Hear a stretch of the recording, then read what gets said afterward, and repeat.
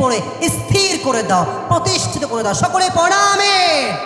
3 number 4 number আমল, এটাই শেষ কথা, এটাই আমার সর্বশেষ পয়েন্ট। কোনো বিষয়ে আলোচনা করবো, জাস্ট পয়েন্টটা বলে শেষ করছি। 4 নাম্বার, যে আল্লাহর দ্বীনের পথে অবিচল থাকতে চায় তার জন্য মাস্ট লাজিমি শাই, সবচেয়ে বড় বাধ্যকতার বিষয় হচ্ছে নামাজ। সাইদি হুজুর একটা নাম, তার নাম সাইদি আসলে নয়, ওনার নাম হচ্ছে গোলাম সারোয়ার সাইদি হুজুর। নাম শুনছেন যুবক ভাই আপনার সবাই? আজহারি সাহেবের নানা হয় সম্পর্কে। উনি বারবার একটা কথা বলতেন, যদি ঠিক হয় ঠিক বলবেন, নয় চুপ থাকবেন। নামাজ নাই যার, ঈমান নাই তার। কথা আসতে ঠিক বলেন, জোরে বলেন, কথা ঠিক আছে কিনা যুবক ভাইরা?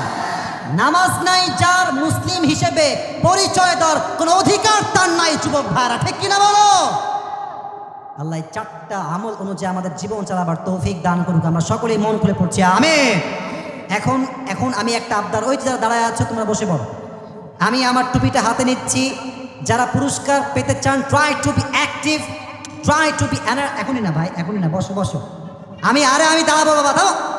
ট্রাই টু বি এনার্জেটিক, একদম সর্বশক্তি নিয়ে আমার কথা শুনেন। আজকে আমরা দিনের পথে অবিচল থাকার জন্য কোরআন থেকে, হাদিস থেকে মোট কয়টা আমল জেনেছি?